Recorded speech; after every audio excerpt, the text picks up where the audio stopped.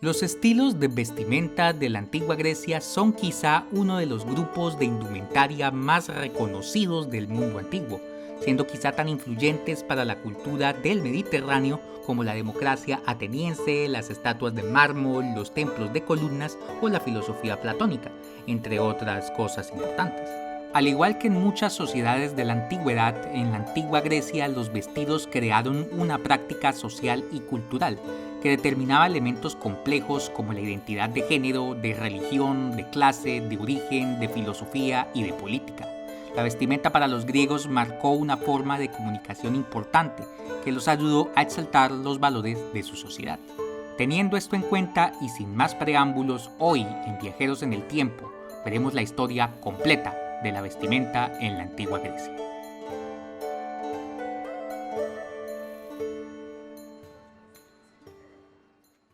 Parte 1. Producción y materiales. Es importante que antes de empezar a hablar de la vestimenta toquemos primero un poquito el contexto de la antigua Grecia. Esta civilización fue una amalgama de muchas culturas con ciertos elementos en común, como el idioma y la religión, las cuales habitaron la península griega y sus regiones adyacentes durante varios siglos. Estas culturas tuvieron una gran expansión a lo largo del Mediterráneo y el Medio Oriente, lo cual hizo de la antigua Grecia una de las civilizaciones más influyentes de la historia. Para este video usaremos la cronología tradicional con la que se ha periodizado la antigua Grecia, la cual cubre aproximadamente desde el año 3000 a.C. hasta el año 100 a.C. El primer periodo ocupa la época de la Edad del Bronce, aproximadamente entre el año 3000 y 1100 a.C., en donde fueron importantes las civilizaciones de Creta y de Micenas. Después de esos años hubo una llamada Edad Oscura entre el 1100 y el 750 a.C., de donde hay muy poca evidencia arqueológica y escrita. El segundo periodo es el periodo arcaico, entre el 750 y el 500 a.C. Luego viene el famoso periodo de la Grecia clásica, entre el 500 y el 350 a.C., el cual veremos bastante a fondo en este video. Finalmente veremos el periodo de la Grecia helenística, aproximadamente entre el 350 y el 100 a.C. Ya entrando en la temática del vestido y la moda, miremos ahora las fuentes que se han utilizado para obtener información. Primero tenemos las fuentes escritas, de las cuales hay una amplia variedad, dado que los griegos tenían una enorme tradición literaria, que ha sobrevivido en gran medida hasta la actualidad gracias a inscripciones halladas en el registro arqueológico y a trabajos transcritos y copiados a través de los siglos. Allí encontramos detalles como los nombres de los textiles y prendas, así como el proceso de producción y distribución. Luego tenemos las fuentes artísticas como las esculturas, cerámicas, mosaicos y murales. El arte griego plasmó con gran realismo la figura humana, incluyendo las prendas que podría decirse fueron representadas de forma fidedigna, aunque idealizada. Aún así, es muy posible que solo contemos con imágenes de una pequeña fracción de lo que pudo ser la moda de los griegos en su totalidad, que seguramente tuvo muchas variaciones en el tiempo y el espacio. Asimismo, ha sido difícil identificar en el arte muchas de las prendas que han sido descritas en los textos. Finalmente tenemos las fuentes arqueológicas, que consisten más que todo en pequeños fragmentos de textiles que sobrevivieron a través de los siglos. Un punto famoso en donde se hallaron textiles fue en las tumbas de Kerch en la actual Crimea, las cuales poseen material de los siglos V y VI a.C. Entre otros lugares en donde se han hallado restos textiles están los sitios de Koropi, las tumbas de Lefkandi, Calibia, Marousi y Kerameikos. Varios de estos textiles han podido ser estudiados con tecnologías modernas para determinar detalles como el origen, el teñido, el material y las técnicas de tejido. Estas fuentes han permitido conocer los materiales de producción de los vestidos. El más común y principal era la lana, la cual se producía en gran cantidad en la región, que era montañosa y perfecta para el pastoreo de ovejas. Otro material era el lino, el cual se cree que vino a la región importado desde Egipto.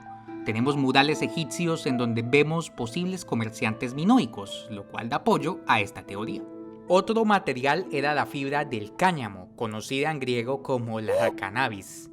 Quizá el material más fino utilizado era la seda, de la cual también se han hallado fragmentos. Según Aristóteles, la seda se producía localmente en la isla de Kos, en donde se creía que se usaban capullos de gusanos traídos de China o se usaban gusanos de seda locales. Se sabe que había también comercio de seda que llegaba desde China a través de Persia. El último material relevante era el algodón, exportado desde la India a través de Persia, sobre todo en la época helénica. Este material es mencionado por Heródoto, que lo llama la lana de árbol. La producción de trajes no era muy distinta a la de otras partes del mundo antiguo. En primer lugar, se realizaba el hilado a partir de las fibras del material, utilizando una herramienta conocida como huso. Luego los hilos eran tejidos en unos aparatos conocidos como telares para de esta manera crear la tela.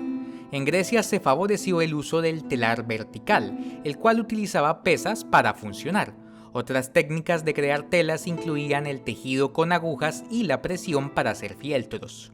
Tras esto, la tela se arreglaba en un proceso conocido como batanado, en donde se le ejercía presión y se la lavaba en químicos para compactarla. A pesar del mito popular que decía que en Grecia solo se usaba ropa blanca, las fuentes indican que se favoreció mucho el color. Las clases más pobres por lo general mantenían el color natural del lino y la lana, que incluía blancos, amarillos, marrones, grises, negros y rojos.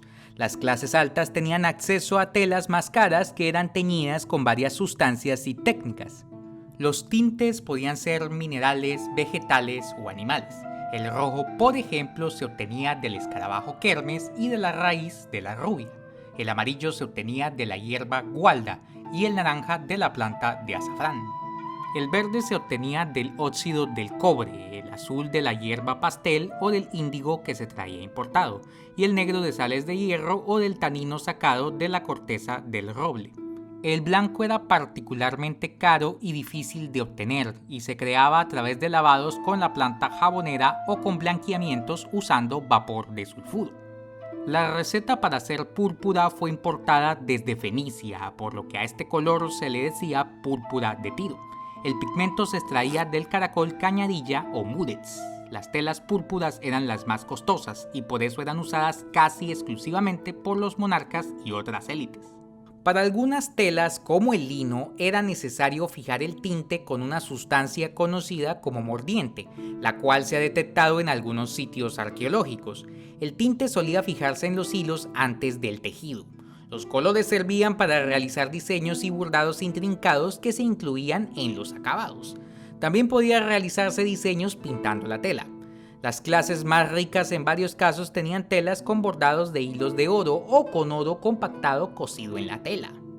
La manufactura de trajes estuvo fuertemente relacionada a las mujeres, al menos en el ámbito doméstico y durante el periodo clásico.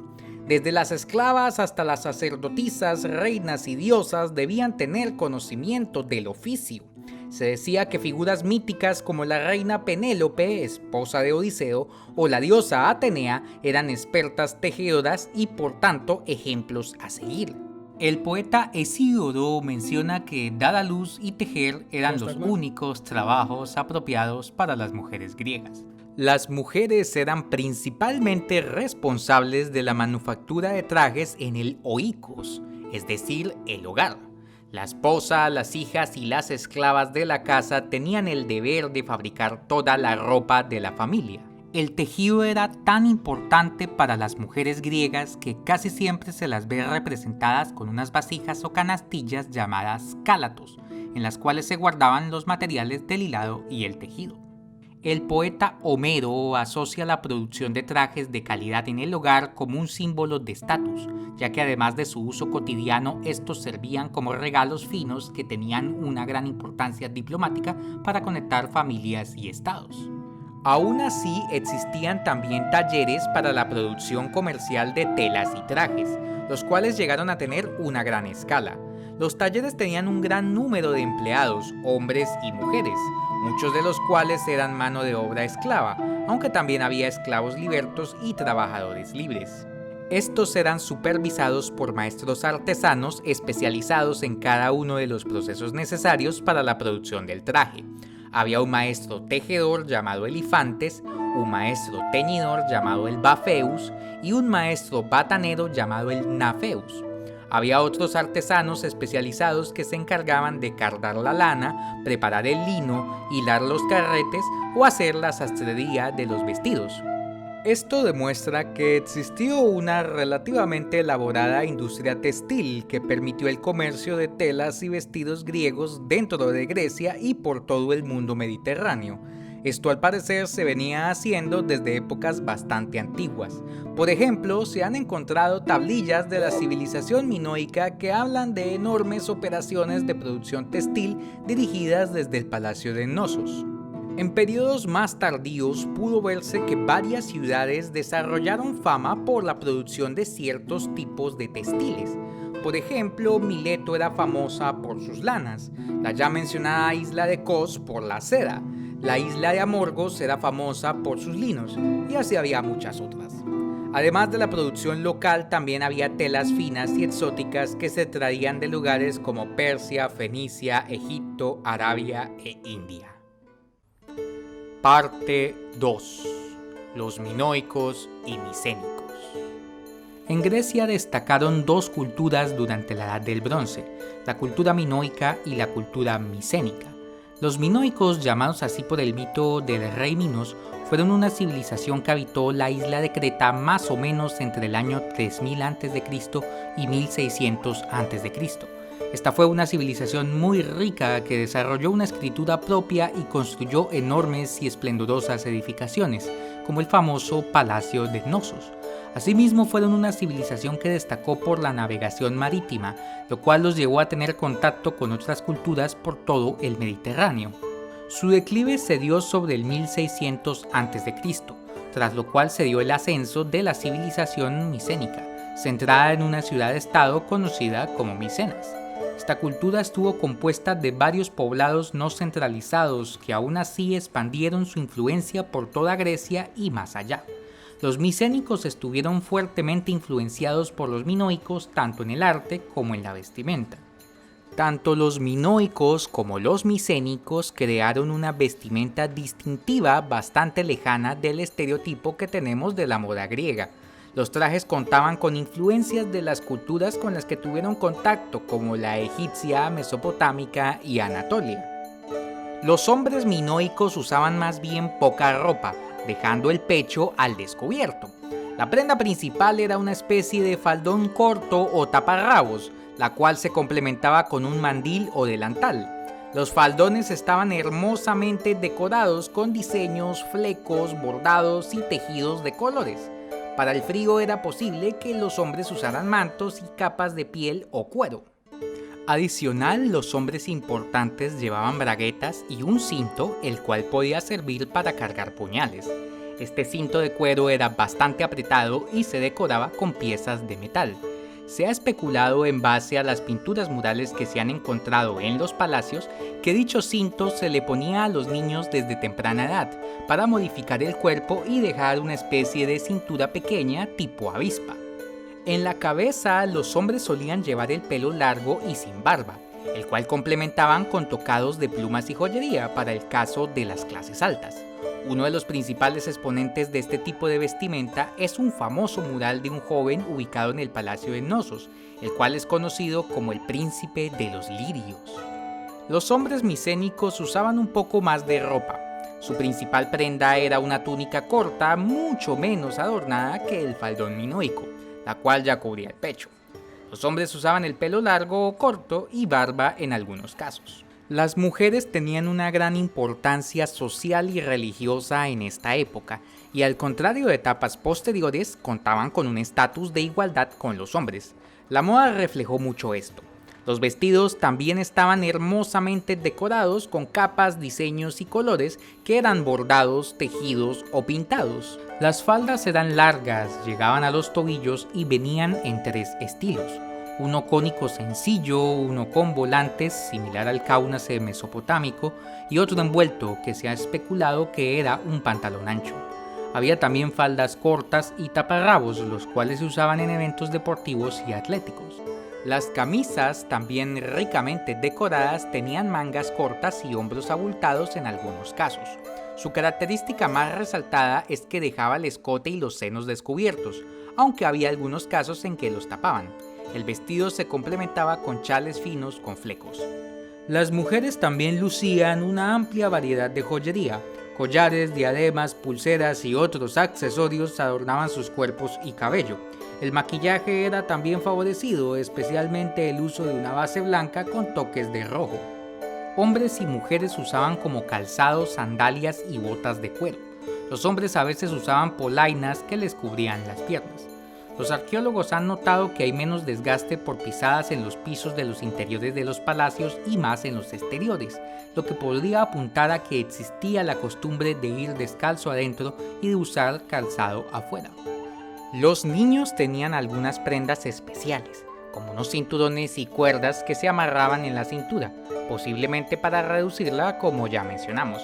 El cabello lo llevaban rapados, salvo con algunos mechones.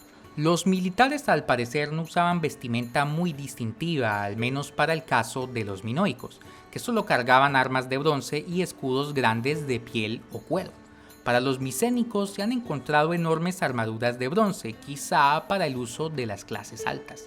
Un caso especial encontrado fue la armadura del llamado guerrero de Dendra, compuesta por pesadas placas de bronce. Adicional se usaban curiosos cascos de fieltro a los que se les cosían colmillos de jabalí.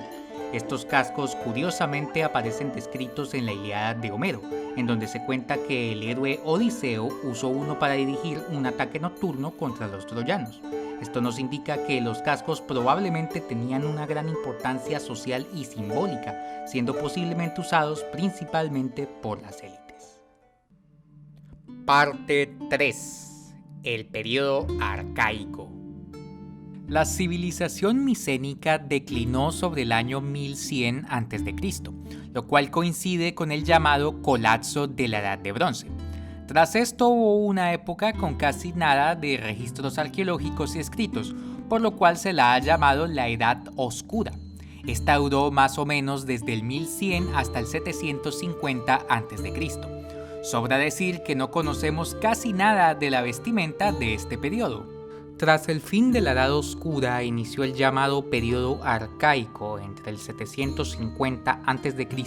y el 500 a.C., en donde se desarrollaron las bases de la cultura griega como la conocemos, incluyendo elementos del arte, política, religión, idioma, arquitectura y vestimenta. La prenda básica para hombres y mujeres fue la túnica. La versión femenina era conocida como el peplo, un vestido de lana con forma rectangular que se doblaba en la parte superior para crear un camisón y una falda que llegaba hasta los tobillos. El peplo se sostenía con broches metálicos que se agarraban a los hombros. Estos podían ser largos, como una especie de aguja, o en forma de fíbula o gancho. Las clases bajas probablemente usaban túnicas muy sencillas, pero las clases altas decoraban sus túnicas con bastantes colores y diseños, que podían ser geométricos, figurativos o florales. A estas túnicas les decían los peplos poiquilos. Los vestidos también podían complementarse con chales o mantillas de lino que servían para tapar cabeza y hombros. Estas mantas tenían nombres como credennon, caliptra o calimna. La variante más fina y costosa se llamaba el faros. Esta prenda tenía una gran importancia ceremonial. En la Odisea se cuenta que además de su uso cotidiano, los faros también sirvieron como mortajas para los muertos. En la historia, la reina Penélope teje un faros para su suegro Laertes, y con esto se excusa para continuar a la espera de su esposo Odiseo. La túnica masculina era conocida coloquialmente como quitón. Esta podía ser de lino o de lana. Los hombres jóvenes solían usar una variante corta que ajustaban con un cinturón conocido como sóster. Este cinturón, según las épicas homéricas, era un indicativo de poderío y habilidad como guerrero. Los hombres mayores preferían usar una versión larga de la túnica sin cinturón. Otra vestimenta usada por los hombres jóvenes era el ependites, una túnica corta bastante adornada que fue bastante popular en Atenas y probablemente fue importada desde Persia. Adicionalmente se usaban mantillas y capas que se plegaban al cuerpo sobre el quitón. La más común se llamaba claína. Había dos tipos, la claína aplois o manta simple que se acomodaba a uno de los hombros y la claína diplas o manta doble que se plegaba como un chal y era sostenida por broches. La claína era teñida de rojo o púrpura para los miembros más destacados de la sociedad, aunque cualquiera podía usarla. En la Odisea se cuenta que desde los cuidadores de cerdos hasta los sirvientes tenían su propia claína. Otra prenda común fue un taparrabo conocido como perizoma, el cual fue utilizado por los atletas y trabajadores. Los hombres no solían usar nada sobre la cabeza a excepción de una cinta conocida como la mitra, y solían llevar el cabello largo tanto con barba como sin ella. Es posible que se hicieran trenzados o inclusive que se estilizaran el cabello de forma similar a las rastas modernas. Los militares usaban el quitón corto complementado con armaduras de bronce, de las cuales se han encontrado ejemplos bellamente labrados. Los guerreros usaban los llamados escudos beocios, descendientes de unos escudos anteriores llamados los dipion. Los cascos, hechos de bronce y muchas veces labrados, tuvieron varios estilos, como los cascos de tipo Kegel con punta cónica, los cascos ilirios con una apertura rectangular para la cara y las versiones primigenias de los famosos cascos corintios. Como en otras épocas, estos se decoraban con mechones de crin de caballo o plumas. Parte 4. El periodo clásico. Este periodo, ubicado entre los años 500 y 350 a.C., fue el más famoso de la antigua Grecia, dado que allí se dio el apogeo político y económico de ciudades-estado como Atenas y Esparta. Surgieron los grandes filósofos como Sócrates y Platón y floreció la arquitectura, el arte, la literatura y el teatro. Igualmente vemos que en este periodo fue donde se desarrolló el estilo de vestimenta más reconocido y que popularmente más se asocia a la antigua Grecia. Aunque contamos con bastante información de la moda de esta época, cabe resaltar que esta proviene más que todo de Atenas y que las variaciones de otras regiones son un poco menos conocidas. Durante esta época se redujo un poco la ostentación de los trajes que había en periodos anteriores.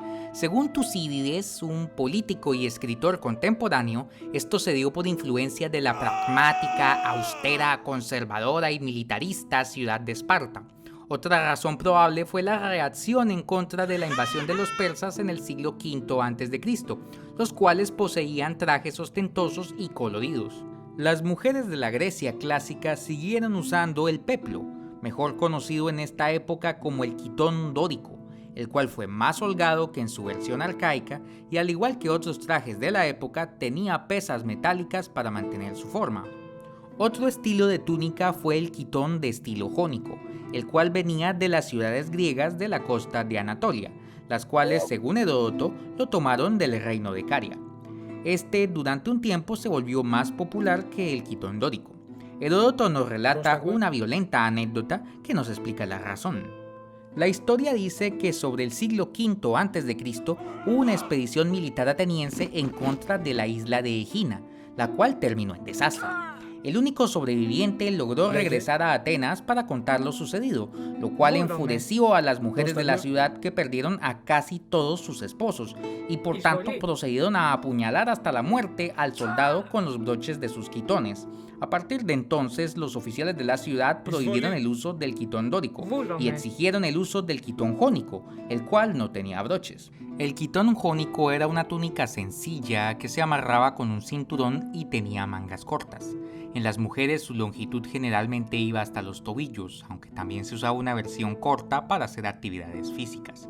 Generalmente venían varios colores y podía estar decorado. Fue popular hacerle bordados de patrones geométricos.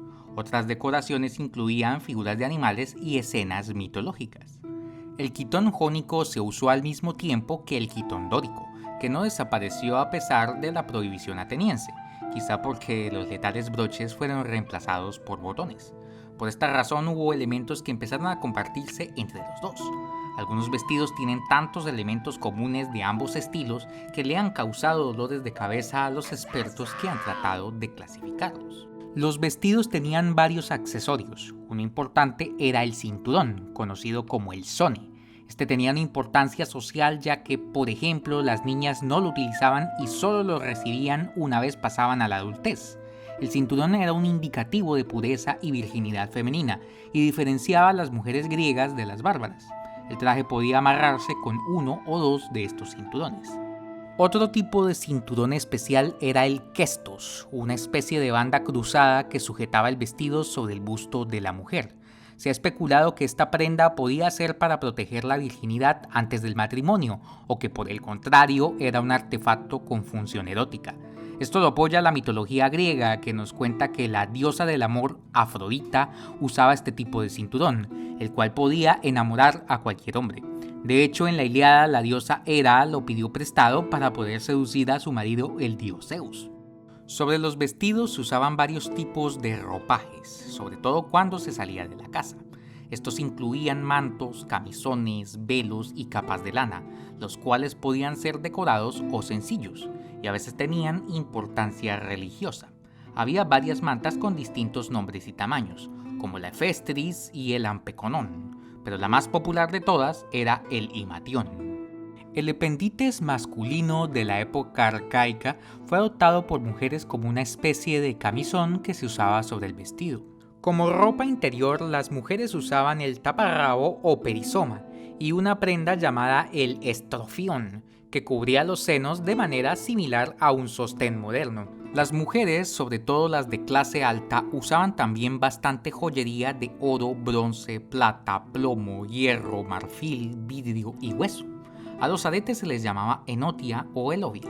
Los collares se conocían como ormus, los brazaletes como pselion, las tobilleras como periskelis y los broches de los vestidos como peroné. Era común el uso de algo de maquillaje, siendo más que todo usada una base blanca extraída del plomo que se llamaba simitión. Adicional se usaba algo de pigmento rojo en las mejillas y pigmento negro extraído del hollín para las cejas y los párpados. El cabello era largo y se amarraba en moños con cintas. También se usaban diademas metálicas conocidas como estefanos o ampis. Algunas veces se usaba una especie de pañoleta o redecilla sobre la cabeza conocida como sacos.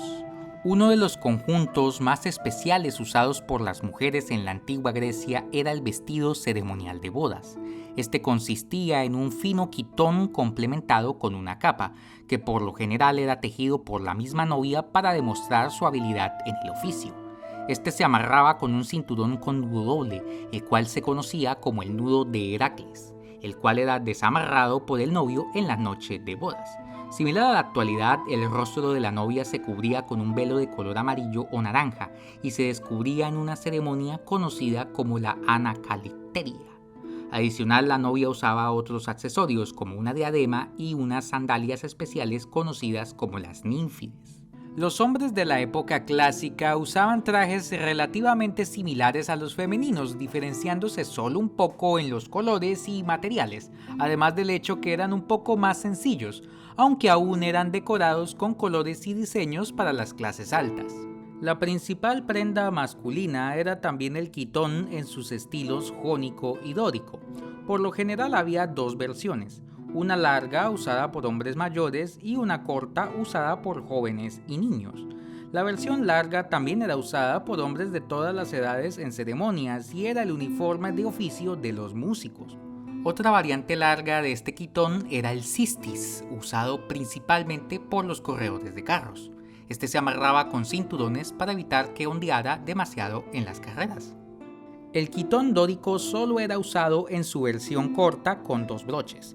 Un estilo muy utilizado derivado de este quitón era el etsomis, un quitón corto que se abrochaba solo a un hombro, dejando un brazo y la mitad del pecho descubiertos. Este era usado principalmente por hombres jóvenes, sobre todo por esclavos y trabajadores. El etsomis era famosamente fabricado en la ciudad de Megara. Los hombres también vestían todas las mismas capas y mantos usados por las mujeres. La más común era el himatión, que solía usarse sobre la túnica, aunque también podía usarse sin nada debajo, ajustándose al cuerpo y dejando el hombro y el pecho descubierto. Había una etiqueta para el uso del himatión. Este no podía arrastrarse en el piso y debía sostenerse en el hombro izquierdo. Se cree que el himatión también fue usado para representar el duelo. En el arte puede verse que las figuras que lloraban una muerte se envolvían en la manta como si fueran un burrito humano. Famosas son las imágenes de este tipo que muestran a Aquiles en duelo por el asesinato de su compañero y amante Patroclo. Había otras capas especiales. Una era el tribón, una capa de lana sencilla de color oscuro, famosamente usada en Esparta. La prenda cubría todo el cuerpo y solo podía ser usada por los espartanos desde los 12 años, una vez superaban su entrenamiento militar. Según Plutarco, si un guerrero regresaba a casa después de una derrota, era catalogado como cobarde y se le quitaba el derecho a usar el tribón. La capa también fue adoptada por atenienses conservadores y filósofos que admiraban el estilo de vida espartano.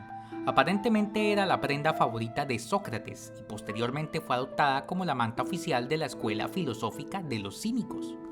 Otra capa era la clámide, un manto rectangular que se amarraba al hombro con broche.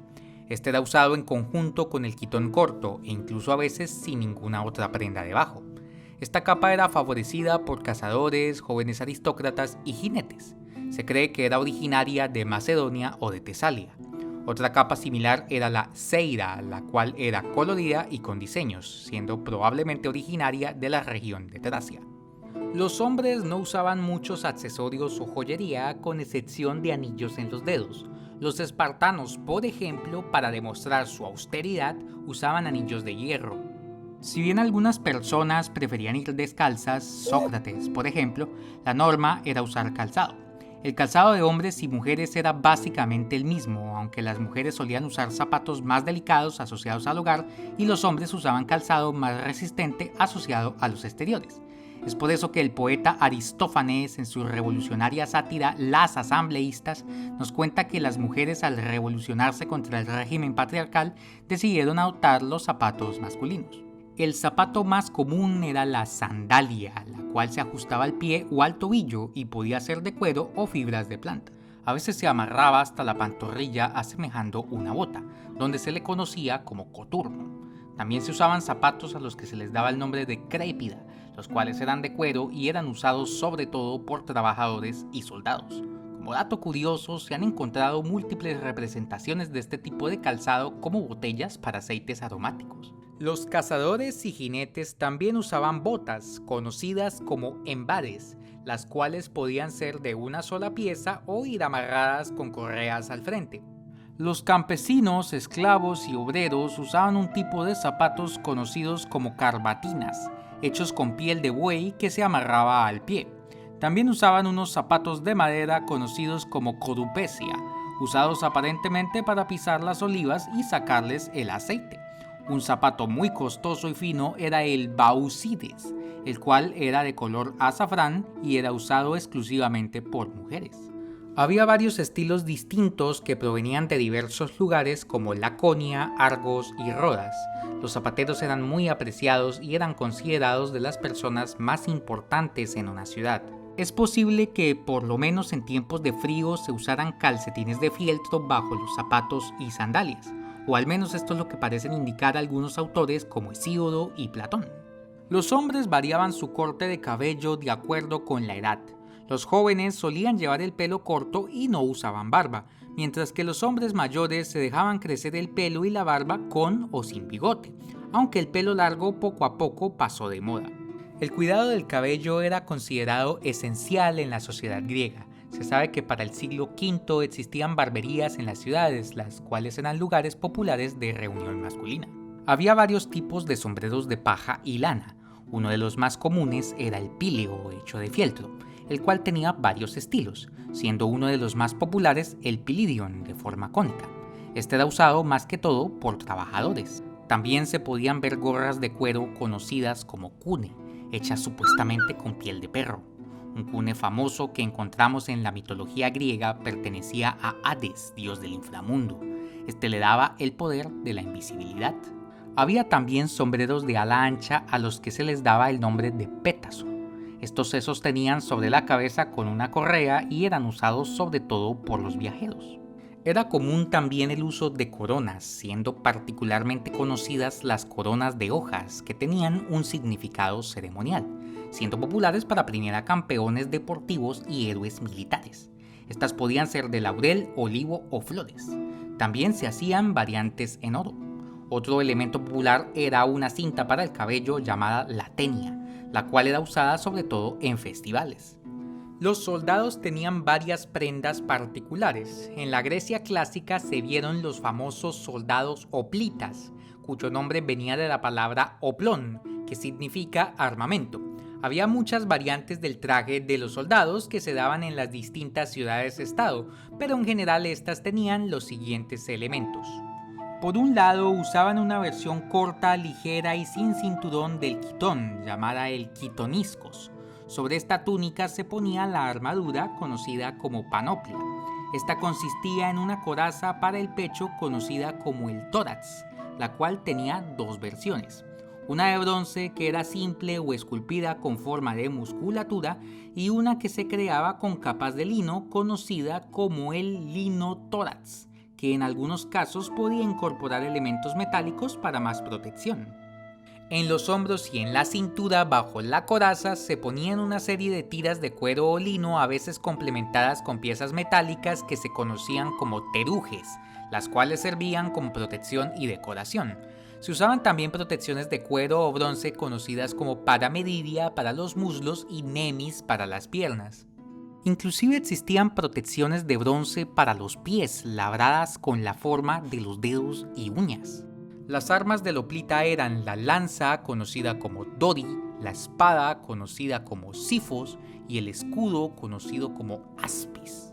Este último tenía forma circular y se fabricaba con madera recubierta con placas de bronce y bordes de cuero. Usualmente estaba decorado con motivos como el escorpión, la cabeza de la gorgona, la serpiente o el caballo Pegaso, entre otros. Con menos frecuencia se usaban letras como la Epsilon, utilizada por la ciudad de Hesione, o Lambda, utilizada por Esparta. El escudo a veces contaba con una solapa de cuero para proteger las piernas. En la cabeza se usaba un casco de bronce acolchado en su interior con piezas de tela o paja. Este se conocía como el kranos.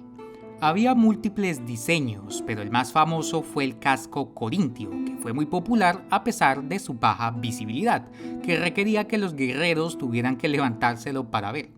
Otros cascos usados fueron el casco calcídico, con protección para la nariz y grandes orejeras, el casco ático, que se volvió popular en las colonias griegas en Italia, y el casco píleo, derivado del sombrero de fieltro.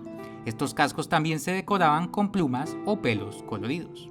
Otro oficio que tenía trajes especializados era el de actor de teatro. Estos trajes solo podían ser utilizados por hombres, que interpretaban los roles masculinos y femeninos. Los vestidos en general eran versiones más coloridas y exageradas de los quitones y demás prendas. Cada personaje recurrente tenía su traje característico. Era también famoso el uso de máscaras, que eran grotescas y caricaturescas y tenían muchas formas, cada una con su nombre. La tradición dice que fueron inventadas por el legendario dramaturgo Tespis. Adicionalmente, algunos actores usaban zapatos con plataformas que servían para hacerlos ver más altos. Y si algún rol requería desnudez, se usaba un traje enterizo llamado somatia, que era del color de la piel y podía venir con los apéndices necesarios. Parte 5. El periodo helénico. El llamado periodo helénico o helenístico corresponde a los años posteriores a la conquista de Alejandro Magno en el siglo IV a.C., cuando se expandió la influencia griega por el Mediterráneo y Asia. Los estilos de vestido de esta época fueron similares al periodo clásico, aunque hay que resaltar que se cuenta con un poco de menos información y material visual sobre este periodo. Se sabe también que hubo influencia de la moda de lugares como Persia, Frigia, Egipto, Mesopotamia y la India, que aunque ya venía de periodos anteriores, se acrecentó mucho en esta época. Sabemos del uso de prendas como la amandía, el capiris y el sarapis, que provenían de estos sitios. Las mujeres en general siguieron usando los quitones dóricos y jónicos, que en esta época fueron un poco más decorados, quizá por influencia extranjera. Al parecer el cinturón se empezó a usar un poco más alto, más o menos a la altura del busto. También se siguieron usando mantas y velos como el himatión, que se ajustaba de diversas formas de manera que pudiera servir como capa, velo, cinturón o chal. Fue popular también entre las mujeres el uso de sombreros cónicos de ala ancha conocidos como tolia, los cuales se usaban sobre el velo. Los hombres también siguieron usando quitones dóricos y jónicos en sus versiones largas y cortas. también un poco más decorados que en épocas anteriores. En general se empezó a preferir que las túnicas fueran cosidas más que abrochadas, quizá por influencia de los persas. Asimismo se empezaron a usar más las mangas en las túnicas, tanto cortas como largas. Los macedonios, por ejemplo, tenían un estilo de vestimenta usada más que todo por militares, que consistía en un quitón corto cubierto con una capa clámide, usando como calzado botas o sandalias. En cuanto al cabello, los hombres dejaron de usarlo largo y empezaron a rasurarse más la barba, aunque aún había quien se la dejaba. Se empezó a favorecer un estilo de peinado no tan largo ni corto que asemejaba al corte de Alejandro Magno, quien intentaba imitar las melenas de los leones. En la cabeza se siguieron usando bandas y coronas de laureles. Una corona particular fue un tipo de cinta blanca llamada la diadema, que aparentemente fue introducida por iniciativa de Alejandro para uso de los monarcas, en imitación de los reyes persas. Otro sombrero popular era la causia, de origen macedonio, la cual era de tela y de color púrpura para los reyes. Las prendas militares no variaron mucho y se siguieron usando armaduras de bronce y lino sobre túnicas cortas. También se empezaron a usar cotas de malla por influencia quizá de los pueblos celtas. Aunque no desapareció del todo, el famoso hoplita fue poco a poco reemplazado por el falangista macedonio, también conocido como el pesetairos, el cual usaba principalmente una enorme lanza llamada la sarisa. Otros soldados comunes en la época fueron los guerreros toracitas, tudeóforos y peltastas. Cada uno tenía su vestimenta particular. Los cascos corintios cayeron en desuso y empezaron a ser reemplazados por otros estilos como los cascos frigios, los cascos beocios y los conos, que como dice su nombre, tenían forma cónica. El periodo helénico continuó por algunos siglos, extendiendo la influencia de la cultura y la vestimenta griega hasta lugares tan lejanos como la India. La influencia continuó fuertemente inclusive hasta después que los reinos griegos decayeron con el surgimiento y dominación de Roma.